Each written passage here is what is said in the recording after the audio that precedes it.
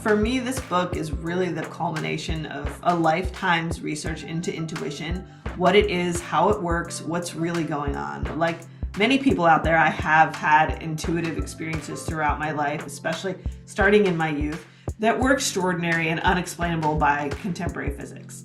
And it really ignited a passion in me to understand, like, okay, I know this is real. I can't deny it. You know, everybody else is like, you're just imagining things, or that didn't happen. But for me, I really knew these things were real, and I needed an explanation. With the quantum revolution, we understand how this works in terms of the human psyche in a way we haven't forever in human history that we know of. So this has given us a real new perspective on intuition as something that operates very much by the laws of science and the metaphysical world and the heart of physics. So I think there's a lot that's going to be happening around this area in terms of this intersection of consciousness and physics. And, you know, in my experience, I worked in tech for 20 years. You know, I even saw intuition starting to come to the forefront in technology. People recognizing it's the secret to innovation, it's the secret to new ideas, and all of the stuff that's driving the world forward. No, we don't realize that. People hear intuition and they just think it's, you know, playing with tarot cards or something. But it's not. It's a whole part of our brain. It's a complementary way of thinking. We have our intellect. It's rational, it's linear, it helps us solve problems, helps us deal with this three-dimensional world. But we also have this intuitive side that goes beyond all that. So what we understand about the quantum field is that all of the information of the universe is held at the 0 point level of the universe, which is the stillness, the spaciousness. Right? So yes, it's all of those things, but it's also science. It's in this place of stillness where that information is held, that you can retrieve it. It's not full of all these like waves and interference patterns. Like that's all the manifestation stuff.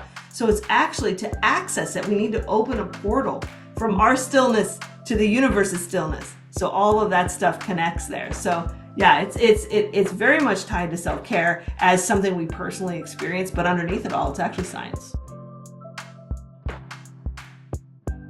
Differentiate those different voices through getting hits and knowing when things work out and knowing what you can trust. But listen, mostly at the end of the day, your intuition is that still, calm, quiet voice. It is not an emotion.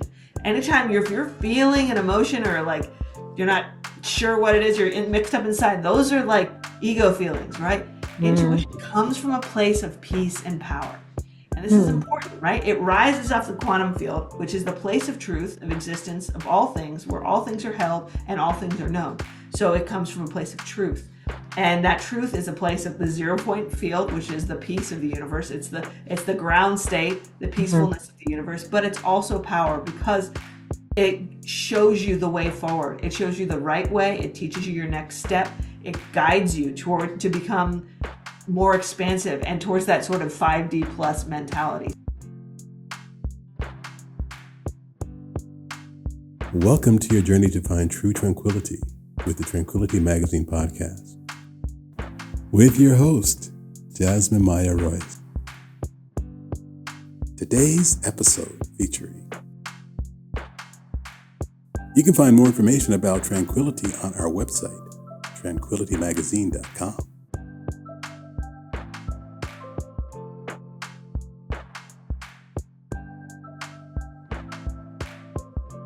Today, I'm excited to have Kim Chestney, who is the author of The Illumination Code, Radical Intuition, and the Psychics Workshop. As a founder of the IntuitionLab and the Creative Festival, her work raises awareness about the importance of insight in the evolution of an individual and the world consciousness. Working for nearly 20 years in the tech sector, Chestney has led innovatives with some of the top thought leaders, technology companies, and universities in the world. I am so excited to have you, Kim. We have a lot to discuss, but my first question is always, what is your current mantra or state of mind? Well, thanks for having me, Jasmine. It's great to be here. And that's really a great question. As you know, we're starting off the new year and it's a time for New Year's resolutions. And for me, you know, each year I try to sort of reset and attune my intuition and sort of get back on track and get aligned. And for me this year, my mantra has been to only do what I love.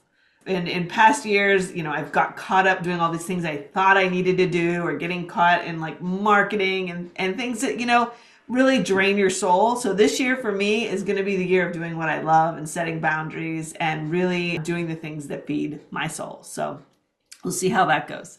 I mean, that's an amazing idea, though, because you're gearing towards what makes you passionate. And I've learned in my experience that if I don't love something, I don't like doing it and I can't force Exactly. myself to do it. So, like, I don't like this and I know that I don't like it, but I'm still doing it because I feel like I have to. Exactly. I want to just kind of nip that in the bud. Yeah, so it's fun to actually pursue things that you love. And I am flabbergasted at your book. So I am processing a lot from it and takeaways and your newer way of speaking about the quantum level and what the quantum level is and how it resonates with us. Can you kind of explain lightly about the Illumination Code and what the book is kind of geared towards to start our journey with you? Yeah, absolutely. I'd be happy to. For me, this book is really the culmination of a lifetime's research into intuition, what it is, how it works, what's really going on. Like many people out there, I have had intuitive experiences throughout my life, especially starting in my youth, that were extraordinary and unexplainable by contemporary physics. And it really ignited a passion in me to understand, like, okay, I know this is real. I can't deny it. Everybody else is like, you're just imagining things, or that didn't happen. But for me, I really knew these things were real and I needed an explanation. And honestly, it's taken me this much time, almost 3 decades, to really get to this point where I understand what's happening with these intuitive experiences. And, it really clicked in the past few years when I got to work with scientists like Dr. Irvin Laszlo, who has really been instrumental in bridging consciousness in terms of science and spirituality and psychic ability. And he speaks, very clearly to the idea that psychic ability is 100% a natural byproduct of living in a quantum world. And that just clicked for me. And this book really has been me kind of trying to translate all the hard science down into like everyday person speak that, yeah, okay, I understand how it works, but I don't need a PhD in physics to understand it.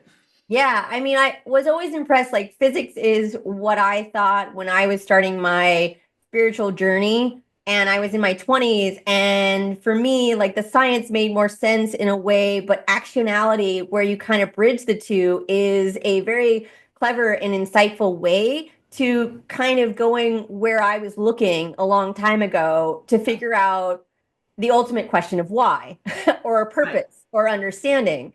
So I've been gifted with some of the elements in there when you talk about intuition. So explain a little bit on the background on the depth of intuition. And you do speak about like that a worldwide perspective of statistics about people having this. Can you dig deep and explain a little bit more about that?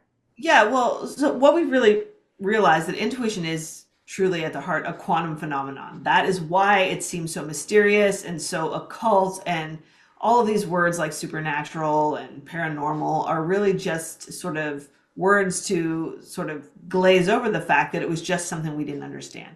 But now with the quantum revolution, we understand how this works in terms of the human psyche in a way we haven't forever in human history that we know of. So this has given us a real new perspective on intuition as something that operates very much by the laws of science and the metaphysical world, and at the heart of physics. So I think there's a lot that's going to be happening around this area in terms of this intersection of consciousness and physics.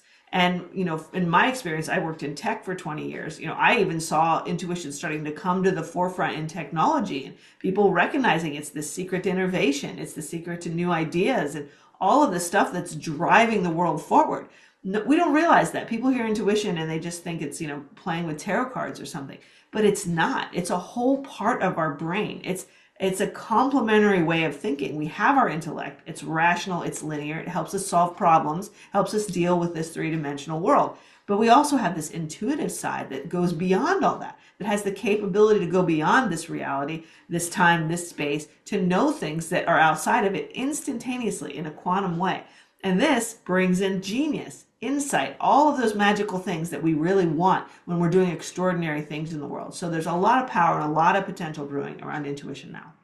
Yeah, I'm excited about the idea that it's coming to the forefront in concepts that the creative, I call it before when I was a musician, I call it the witching hour in the middle of the night when you have really good intuition about writing lyrics or making a song, or you can't go to sleep and something pops into your mind that's solving what you talked about, the problem that you're working on, and not trying to fix it all and then, getting flustered and not resolve the situation when you're opening up to the idea of your inner guidance system. And in physics, in my experience, I was thinking about it while reading your book about the idea of the double slit theory.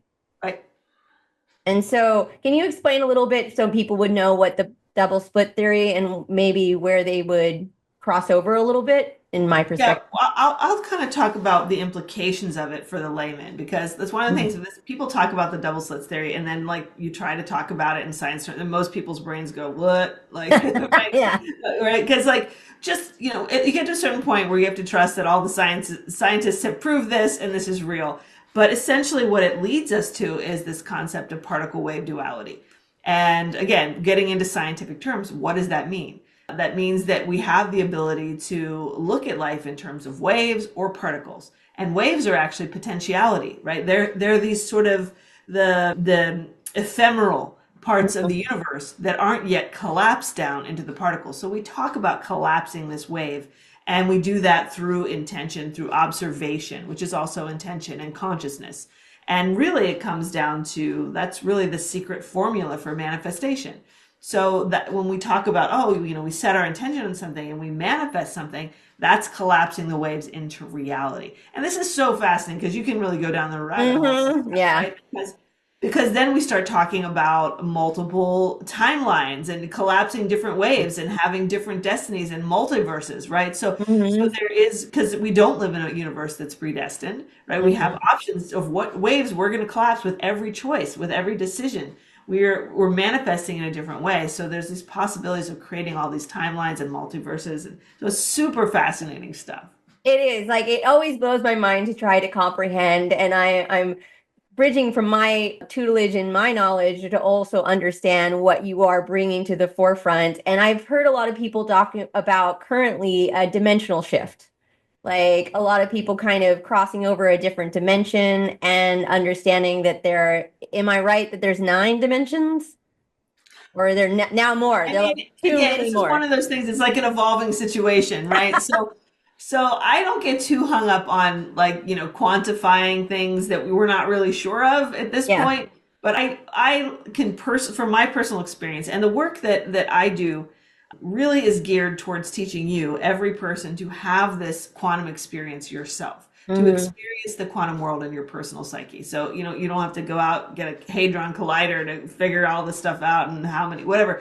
For me, my sweet spot is saying, how do you go beyond? We know we're living in the three-dimensional world around us and all the dimension of time and space, the fourth dimensional world. So we talk about this dimensional shift. You hear people talking about 5D, going Hmm. beyond, whether it's 5D or 9D or 11D, whatever it is, it's this concept of realizing that we live on this little bubble of reality that is like they had in traditional Eastern history, knew about this thousands of years ago. It's Maya. It's this illusion that's of reality that we think is a physical world, but there's really no such thing as a physical world, we now know, because Hmm. those are really just made of energy, which are actually built up of information, which is based on thought. So we live in this conscious universe.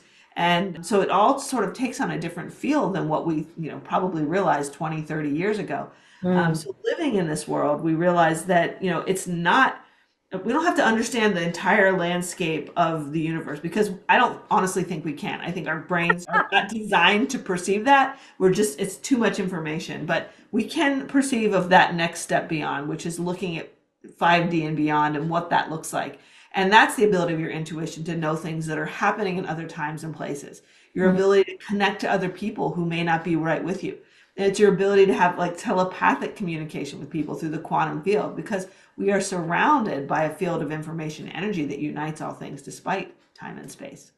Yeah, I mean, I understand like when I'm thinking about what you're speaking about and understanding the brain as a unit of gathering the information, but you use a different word than information, which I want you to expand upon. But I also was trying to figure out the statistics that they say you don't use all your brain.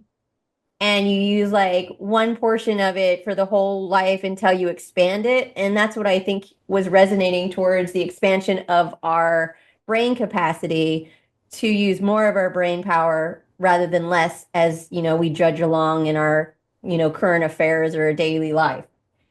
So can you expand Absolutely. about information and kind of go with that idea so people know what you were speaking about? Yeah, I mean, I think really we have so much untapped potential in, well, you can call it left brain, right brain. I think there's sort of a little bit of that going on in our right brain is there's a lot of ability that we need to like sort of activate that interconnection. And we've been told to like ignore it, that it's not real and push it down. So we've kind of let it atrophy. So now I think is really the time with all of the things that are now conspiring in our advantage with intuition, understanding it through science, having more open-mindedness around it, is really to start looking at intuition as a complementary force to the intellect. We don't want to have an either or situation anymore. It was always like, oh, you're really smart or you're just some artist or, intuitive person. But no, if you want the secret sauce in being extraordinary is having both of those things developed. So, understanding that we live in a world of information and energy, and both of these things can influence us and guide us and support us through internally information, right? Is what, it became called in scientific circles. It's an IN dash formation, which means it comes from the inside, right? And it's not necessarily information that we perceive from around us. That's our everyday information that we respond to with our rational mind. But with our intuitive mind, we respond to the information that arises from within us, from the quantum field, from that 5D plus connection of all of the stuff that's happening outside of our four-dimensional realities. Yeah, it's always impressive to kind of think about, how much access we could have if we got into the idea of the understanding of knowing that we could do that or we can do that. But in that, there's elements that I'm always inquisitive about when we are an oversaturated population, meaning we have too much going on, too many TVs, too many internets, too much like access, too much social media, all those things. I would say that they kind of diminish our abilities to be present or conscious. But what is your advice about kind of narrowing it down a little bit more that people are not so oversaturated to figure out kind of how to at least touch on their intuition or their guidance? Yeah, I always say do nothing like it's your job. And I think that's really important because people feel so guilty for doing nothing. We're taught that we always have to be doing something. We either have to be being productive or working, or then if we're not doing that, we're scrolling our phones or watching TV or whatever. So just stepping back and doing nothing, being still, going for a walk and just letting your mind wander. I mean, talk about Einstein. He said his best ideas, his best breakthroughs came from being aimless. So we need to have more aimlessness in our life. That creates a fertile state of mind for your intuition to drop in. Your intuition cannot come through while you're busy, stressed out, overthinking, working at your computer, right? You have to be in that receptive state in order to get that stuff that we really want. We want to have those insights pop in. We want to have even the thought to remember something. That's an intuition. It drops in out of nowhere. Any thought, feeling, idea that comes to you that seems to arrive out of nowhere, it doesn't. It comes from the quantum field, which is holding all of that intuitive information that your consciousness is riffing off of. So it's so important to slow down, spend more time with yourself, spend more time being quiet. Just, it doesn't mean you have to meditate. Some people don't like meditating, right? But it can just be simply going for a bike ride, going for a walk, taking a hot bath or shower. Just all of that relaxing stuff that we really want and need, honestly, in our life. It will definitely improve your intuition. I agree immensely about that kind of, I call it the deactivation time. Like I'm Yes. offline and I don't want to do that. And you're also speaking about a term that I use called movement meditation. You don't have to sit here, you do a bike ride, you go outside, you go on a walk, just whatever makes you not like immersed in technology for a moment that you're experiencing where you are and like enjoying it. And even taking a bath is also taking care of yourself, which is important to understand that if you want to be where you touched on before about being open, you need to be, I guess, for me, taking care of you so you feel worthy enough to be open to receive. But that's just my Well, I interpretation. mean, actually, it's actually science. It's actually about, so what we understand about the quantum field is that all of the information of the universe is held in at the 0 point level of the universe, which is the stillness, the spaciousness, right? So yes, it's all of those things, but it's also science. It's in this place of stillness where that information is held, that you can retrieve it. It's not full of all these like waves and interference patterns. Like that's all the manifestation stuff. So it's actually, to access it, we need to open a portal from our stillness to the universe's stillness. So all of that stuff connects there. So yeah, it's very much tied to self-care as something we personally experience, but underneath it all, it's actually science. I love that science is always the ground rooting of everything, because it is like, it makes it, the data kind of aligns, like you can't argue with it. It's Yeah. the best thing that it was, it crossed over different concepts, subjects, and understandings. So in your book, you have a couple different chapters on guiding people down this course. What are the chapters and what kind of are they experiencing or directed towards? Yeah, so I wanted to create sort of a step-by-step journey because, there's a lot of things to learn as you're actually opening up your intuition. You want to know what's going on and you want to know how to actually get more of your intuition. So I created these 7 quote unquote keys, little bits of information, ideas to help you to unlock different dimensions of your intuition, and it's like really just comes down, each key is just really sort of a mindset shift, understanding things in a different way. Like they say, if your mind hasn't been like fully blown by quantum physics, you don't understand it yet, because you can't look at the world the same again after you know what I mean? You can't. Like it's just a totally different world that we're living in now than we were 200 years ago. Mm. And so we have to catch up with that, with the way that we view the mind and understand the mind. And intuition is a key part of that. So one of the first step, the first key, and I think the most important key, is understanding that there is a part of you that knows everything. Because think about this. You have some intuition and you think something's going to happen, and then the next day it happens. Well, how is that possible, right? Mhm. That was my one of my questions starting out when I went on this journey. How are all these impossible things actually possible? Are they like spirits running around out there telling us things? You know what I mean? Like, Mhm. what's really going on?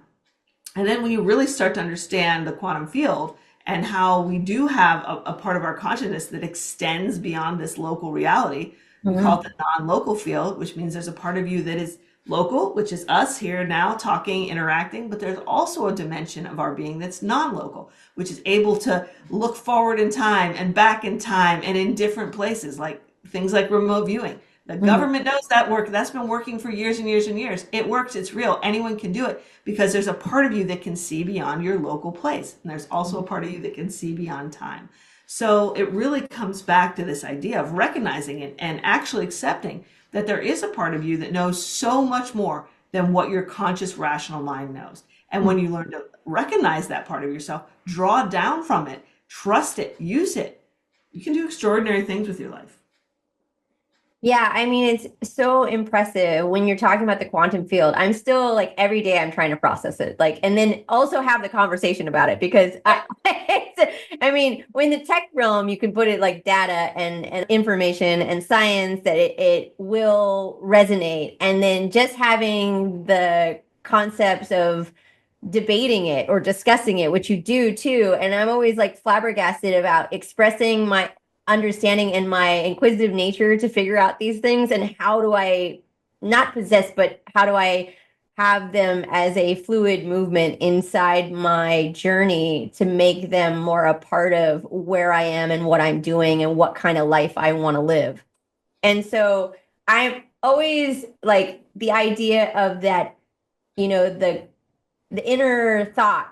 I've had multiple occasions that like, don't do that. It's probably not a good idea. And then I will create it, or I will think it and then I will create it. And then I'm like, oh, I shouldn't have listened to myself when I said not to park my car on that street at that night. And I woke up to my car being hit by someone else. And I'm like, that's your internal understanding, which is impressive. But over time, I think for most people, they don't listen anymore, which I'm always concerned about how to get people to kind of process that internal dialogue that's the difference. In my background, I would say the ego versus the higher self, or your intuition, you would say.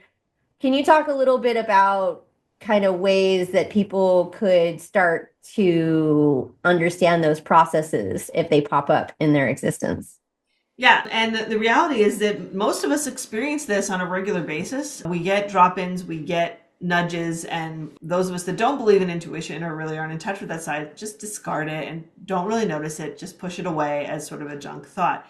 But when you start to pay attention to those thoughts, impressions, ideas that come out of nowhere, that are just sort of pop in your head, and you just have this thought, well, maybe I shouldn't park my car here. Well, where did that thought come from? When you catch yourself responding to a thought that you didn't think up, there's a good chance it's your intuition. I mean, there's some other stuff. There's like self-critical stuff. There's some other voices in your head. You have to learn to filter through those. But with time and practice, and that's why, this book is very hands-on. It gives you opportunities to practice this, feel it for yourself, learn it for yourself. That's my job. I'm not just here to tell you about this stuff. I'm here to teach you how to use it. And so you can build it. I mean, you can build trust in it, right? So you're not going to trust your intuition until it works, until you see it coming through. So I'm trying to create spaces for readers and to experience this and build their own trust in their intuition. It happens naturally through processes you just said, but we can also cultivate it. Intuition is learnable, it's repeatable, just like anything else. This is not something we just have to sit back and wait for it to happen. It's receptive, but we can invite it in, and we can create a culture in our life that allows us to be speaking to us and guiding us all the time. So I always tell people to look for those little thoughts, nudges that arise from nowhere. And then also, that's the first thing. That's the information download. Those little downloads, those drop-ins, they just, boom, come into your mind. Those are gold nuggets, right? We have to listen to those, look out for them, honor them. But the second thing is this idea of resonance. So the downloads are information. That's that sort of information that comes into your mind, your inner guidance system. But our intuition works with two faculties. It's not just information, it's also energy. And we read energy with our heart, right? So we read the information with our inner guidance system in our mind, and we read energy with our heart and our heart resonance. So there'll be times where you have to make a choice. And now it's proven now that people, much more often than they realize, make decisions based on how they feel rather than a rational conclusion. I mean, think about it. You go through, you're buying a new car, and you go through all the pros and cons, but at the end of the day, we choose which one feels right. Like we put it to our sort of that feeling, oh, this one feels better, to make that final choice. At least we should. And when we don't, sometimes we don't get great results, right? Because we're not making the right decisions. So listening to that intuitive mind and that intuitive heart and looking for those knowing feelings and start to really intuit your way through life, right? Use the data and the information to inform us, but to always give that a gut check and always give that a heart check to see how things feel, right? And that's sort of our litmus test, because if something feels wrong, if all the things in the world rationally seem right, our intuition's telling us something when it feels wrong. So we want to listen for that. Yeah, I agree with all the elements that you're speaking about. And I was like ruminating on my own experience in certain ways. Like when you're talking about the feelings concept, I'm what you would gauge as an empathic. Like I feel other people's emotions. I resonate with other people's structures and like what they're going on. And I didn't know for a long time if it was mine or someone else's. And they speak about in a lot of various books and information about fear. And sometimes fear is something you need to be conquered or you need to explore to heal.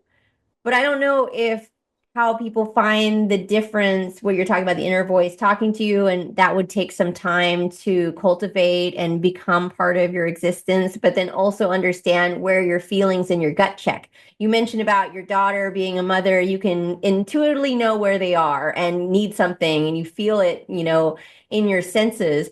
But also with the feeling when you're making that decision, and now I change my fear is curiousness, and I go with that. But it's also like, how do you gauge it's the right choice for you when you don't know the difference between curiosity, fear, or happiness? Yeah, no, that's such a good question. And that was actually the question that I went into with my last book before this, Radical Intuition. That's when I sort of came out of the tech world and I was like, okay, so what is all this intuition? What are all these voices in my head? How do I know the difference? How do I know that this isn't my fear or this just isn't excitement? And how do I navigate that? So that book was really dedicated to helping people to understand their intuitive voice clearly. right? Because we have a lot of voices in our head. We have our inner critic. We have, all of our hopes and fears and wants, right? But we want to align with that one true voice. And there are ways that you can learn to do that. And most of it is by practice and recognition. When you work with your intuition over and over again, I use my insight cards to help people practice this. And, using these card decks, you can start to feel what your intuition feels like. So you go out in the world and you can say, okay, that feels like my intuition. I've recognized that. We haven't been trained to use our intuition. That's the problem. We grow up and we go to school to get really super smart, and we have 13 years of training, but nobody teaches us how to use our intuition. In fact, they just tell us mostly it's not real, unless you want to do the art or music or something like that. But that's it. But it's for so much more than that. It applies to every single thing in your life. There's not one area in your life that using your intuition won't help you with. So the key is, I think, is practice, learning to differentiate those different voices through getting hits and knowing when things work out and knowing what you can trust. But listen, mostly at the end of the day, your intuition is that still, calm, quiet voice. It is not an emotion. Anytime if you're feeling an emotion, or like you're not sure what it is, you're mixed up inside, those are like ego feelings, right? Intuition comes from a place of peace and power. And this is important, right? It rises off the quantum field, which is the place of truth, of existence, of all things, where all things are held and all things are known. So it comes from a place of truth. And that truth is a place of the 0 point field, which is the peace of the universe. It's the ground state, the peacefulness of the universe, but it's also power, because it shows you the way forward. It shows you the right way. It teaches you your next step. It guides you to become more expansive and towards that sort of 5D plus mentality. So you have to trust the power, feel that peace. If it's coming from anything that is negative or anything that makes you feel smaller, that's not your intuition. Your intuition expands you. It wants you to grow. It's your best friend. It always helps you on that next best step forward. Wise advice, and very truthful to understand the difference and to understand what's ringing true, and calling it truth as your base is a very important idea. And then all these decision making is part of plotting your course and deciding your journey, and to understand which direction you're going to take, which way you're going to go. And you speak about the idea that I want you to express about past, present, and future when you talk about the quantum world or understanding. And sometimes the term that I don't know much about, but is the Akashic records, which is kind of close to that, but I don't know if it's the same. So my knowledge is a little limited there. You want to talk about that area? Yeah, I love talking about that. It's one of the more exciting implications of this work is, first of all, understanding with the quantum field is also called a non-local field. It is basically the storage bank of everything that's ever happened in the universe, will happen in the universe, is happening now. So understanding that outside of our perception in this little bubble of reality Maya that we live in, everything is eternal, hence the idea eternal. And it's not like it's still and nothing's happened. It's not that. It's that it's all happening in the ever-present now. So eternity is an exciting idea when we actually look at it in terms of the quantum field. It's everythingness. It's all of the potentiality, all of creation, right? So the reality is that everything that's ever happened is happening now or will happen. It's already happened. It's happening. It's not going to happen in the future, right? So this is really interesting for the intuitive mind. And we see through prophets throughout history, people who can see the future, even far into the future, that it's 100% possible, because a part of them can reach out and tap in to these different timelines. Again, there's different timelines, so some things are still more in potentiality than others. Some things might not ever come to happen if we make changes, but we can read it in terms of potentiality. And all of this comes down to this idea that spiritualists came up with about 200 years ago called the Akashic Record. And again, this ties into the same sort of time that the 5 clairs and things started being, people were trying to understand psychic ability, right? So, and we had to come up with names that we understood. And back then, nobody understood what an internet was or computers or any of that stuff. That was just like inconceivable. So the best way that they can understand this storage bank of information that we can draw down from as human beings is through the analogy of books and a library. So the Akashic Record was looked at as a library or compendium of information that included all of the experiences of all the souls in existence ever, right? And, people could go into your Akashic record and read your Akashic record and tell you things about yourself. And then you'd leave the library and come out, or, whatever. Different people had different rituals for it. Mm-hmm. And it worked, right? People like had amazing results. Like this was not, it was crazy how real it was. Like it was unbelievable. Mm-hmm. And again, for me, growing up, I'm just like, I don't know. I'm like, a library? I don't know. It doesn't sound very rational to me. So I'm always has been on the fence about this, like knowing it worked, but not knowing how. And then along comes the quantum field. And we realize that the quantum field is actually the Akashic field. Irvin Laszlo wrote a wonderful book called Science in the Akashic Field. If you like sciencey stuff, please read that. It goes into much more detail than my book on the science, but basically talks about how the Akashic field, the quantum field, really is an updated understanding of the Akashic record, because we can tap into any information anywhere from any time if we learn how to do it. Mm-hmm. Through entanglement, through different processes of physics, and pull down that data into our conscious mind. So it's really exciting. And I really do think we're at the very beginning of understanding what we're capable of doing in this sphere, but there's a lot of potential there.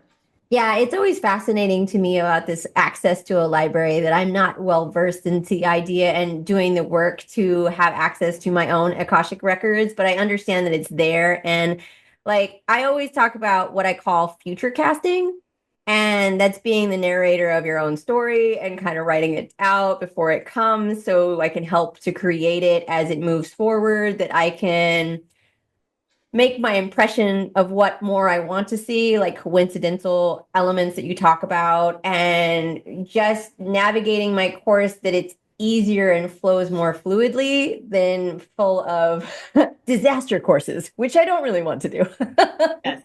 Yes, absolutely.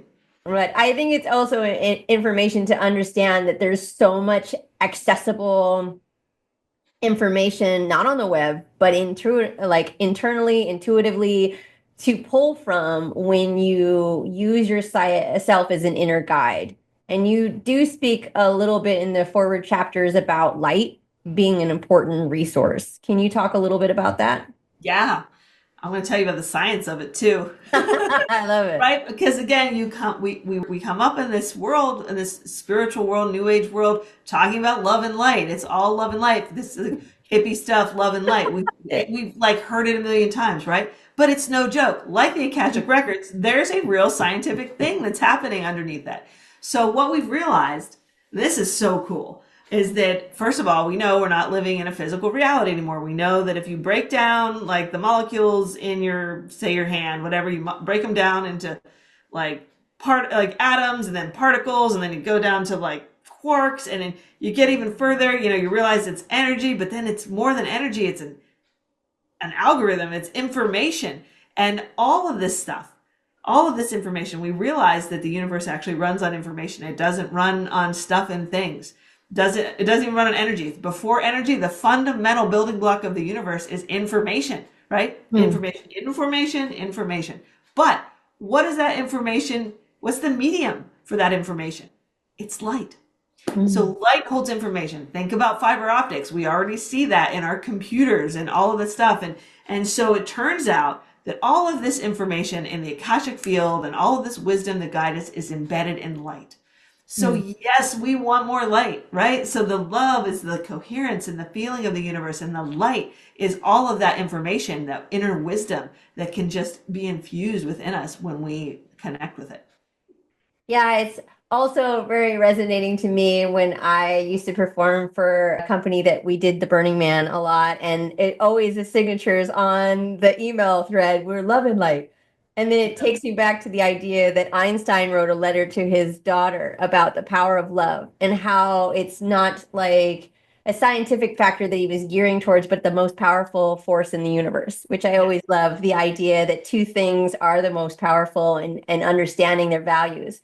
And you also speak about in your book kind of, even animals know when you're coming. But the one that I learned recently that I really loved is the fact that if you have plants in your house, they know that you're coming, and you're like about 300 feet away, and they perk up knowing that your energy is closer to them, which I always am impressed that, vibrations and songs that plants and planets have is just So much. Plants are psychic. This is like, I have experienced this. I have to tell you, I agree 100%. And I had a friend who did all that, hooked up like electrodes and stuff to plants, and Uh-huh. you can see, like, you walk into the room and they all go like, "Yay, you're here!" Right? But so we had an oak tree in our front yard, and this year, and it dropped all of these acorns, like bazillions and bazillions of acorns, and it was like, and I was talking to my landscaper. He came over and he's like, they say when you drop a lot of acorns, it's going to be a hard winter. And we have had really, really mild winters. And sure enough, we have had the worst winter. And it's like this tree, maybe because it operates on a different time frame as us, right? Maybe it can see further out in time because it grows so slowly, or maybe time moves differently, right? Relativity, right? Knew that it had to drop more acorns for the squirrels because it was going to be a harder winter. And it really changed the way I look at trees. I'm like, I really feel like trees are just can see beyond this little moment in time. Yeah, I love it. So it resonates with some things that I've been working on in my own perspective of reality, because I've gotten to a place that I was raised by hippies, but I always think that I'm not really a hippie, but I'm hippie enough that I have become a tree hugger, like in a way that I appreciate them. And I think they're ancestors in their own right, because I'm lucky to be in California, where we have one of the oldest tree collections around and available, that they've been here way longer than any of us for the most part. So their knowledge of space and time doesn't exist as much as we do. Yes. And so I always think about, they've done a lot of studies about environmental, where people in a forest or with trees or anywhere like that will change your vibration as a person, how you resonate to what your inner dialogue is, your intuition, or any of those factors that will help you to not like slow down your speed, meaning your mental speed, to like zone out in a way that you're not over inundated. And I always think it's impressive for those. But so I'm so excited about your book, and I am loving the bridging the gap of understanding the terminology and how it's current now and how has it evolved. Because it's been some time for me to get in and dive into quantum and physics. When I was reading, I laughed about like the ant movie when they go into the quantum field. And it's a good understanding of kind of getting there. But there's a whole inner working system below the surface that we need to tap into and understand. So my last two questions are always my favorite. What is the best advice you've ever received? For me, I really feel like it's something that I still use every day, is to not be afraid to fail forward. And the fact that by failing, we're actually growing. And somewhat like, I learned this is like, that was the buzzword back, like, I don't know, like 10 years ago, failing forward. Yeah. But it was one of those things that really clicked in me, because if we're, especially with intuition, because if we're going to do something new and different, and that's what your intuition calls you to do most of the time, expand, get outside your comfort zone, go out there and make the world a better place. You're going to have to do something new. You're going to have to do something different. You're going to have to lead the way. You're going to have to march to the beat of your own drum. You're going to have to trust yourself. All these things are really scary. And sometimes we fail and sometimes we slip up. But recognizing that we can't be afraid to get out there and trust our intuition. And even if it doesn't take us where we think we need to go, we may have just learned the lessons that we needed to know. So, Yeah, it's important to understand that it's part of the journey, that we all slip up and we have moments where we're not the greatest, or we don't do everything correctly and we're imperfect. And that's what I love about being human, is we're imperfect and we have to accept our imperfections. Even though we could spend time ruminating to make us a perfect element and creation of ourselves, we're still going to have mess ups and moments. So in that, my last question kind of bleeds into your statement about what is the best thing you gathered from the hardest lesson in your life? is I think that really is to never give up. Even when you failed and you think that, you might not know the way forward, or you may just want to give up. Just, keep getting back up and keep listening to your inner voice, keep following your callings. If there's still a calling there, there's still something there for you. So trust your heart, listen to your inner voice, and don't ever give up on yourself. And just know the universe is always guiding you, leading you to the best possible place and the highest place. So as long as we keep following that, we're going to get to where we need to be. really heartfelt statement to understand that, we have hiccups along the ride, but we're on a journey and never give up, because sometimes most people start something and give up faster than they see it succeed, and terrified of the unknown, which you delved into the technology and innovations that, by failing more times and faster, you're going to get evolved quicker, and you're going to experience more things on a faster level, because failure is part of it, because the unknown is a quest that we've never gone to. But if you have the courage enough to kind of go in there and dig deep, you have a lot of experiences to teach others and give them. It was a pleasure to have you. Kim Chestney is the author of The Illumination Code and Radical Intuition and the Psychic Workshop. Pick up the books, especially The Illumination Code, if you want to explore your intuition, understand the quantum field, and her new terminology that resonates with all science that I love so much. Thank you very much for your time. Thanks so much. Be well.